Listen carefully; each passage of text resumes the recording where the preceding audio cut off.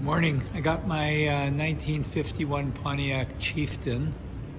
Not quite sure if it's a deluxe. By the looks of the trim, I'd say it's a deluxe.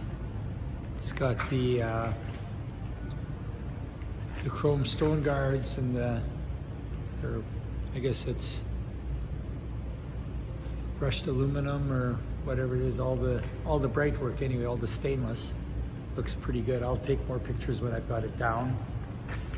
Factory hubcaps, and when the restoration was done, obviously the purple paint or the periwinkle paint, the hubcaps were done as well. The trim along there, you can see this was an older restoration, but it's pretty nice. You can see there's not many blemishes or bumps or bruises over the years. It was really well maintained.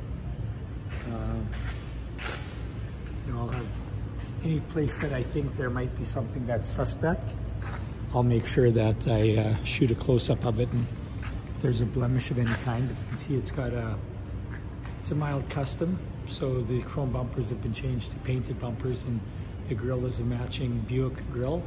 The stars and signal lights are recessed into the grille.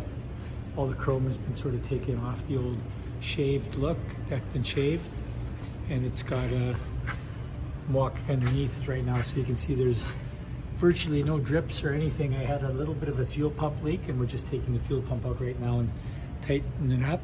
It's a mechanical fuel pump, and we'll check the diaphragm.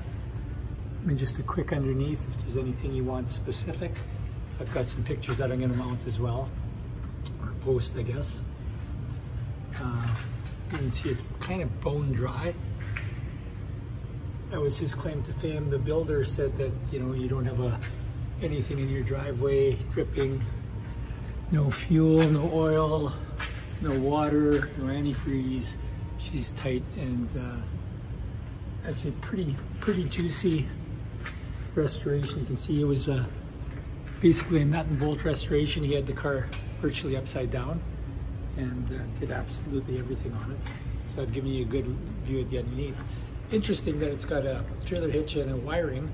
I don't think he ever towed anything, but it's kind of cool to have that. You could put your bikes on there and let her buck. You could probably pull a little utility trailer. And I'm trying to shoot anything that you might have a question on, so you can see how the fender skirts go on. Just a screw on the bottom there, and then they clip with a couple of dogs, and everything's painted underneath as well there.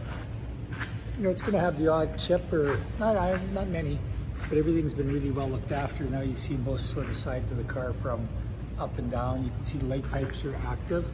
You just have to take the caps off if you're going to use those, and you get everything running right out the side. Because it's a straight 8, you can see that how it's been separated. He's made it a 5 and 3 because it's not a V8. You can't go 4 and 4.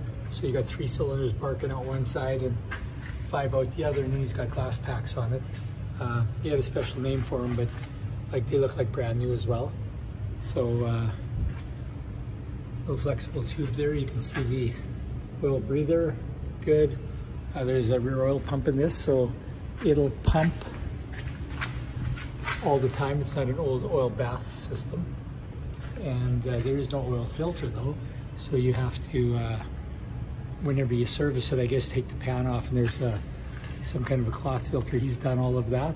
I'll be able to provide as much providence as I can, but I'm just giving you, so this is at my shop, so you can see that it's pretty sweet. There's not much you can go wrong. What originally, it's a 268 inline 8 with a 4-speed Hydra-Matic transmission, which is really cool actually. You don't have a park, but when you put it in neutral, shut the car off, set the handbrake, and then put it in reverse, there's a parking pole that pops out. You can hear it click, and that's your actual park. So a little bit old school. If anybody knows more about it, they can tell me. I'm just sort of reiterating what the guy that sold it to me and did the restoration told me. I'm just putting up the door so I get a little better shot of it up on the hoist. Get some natural light in here.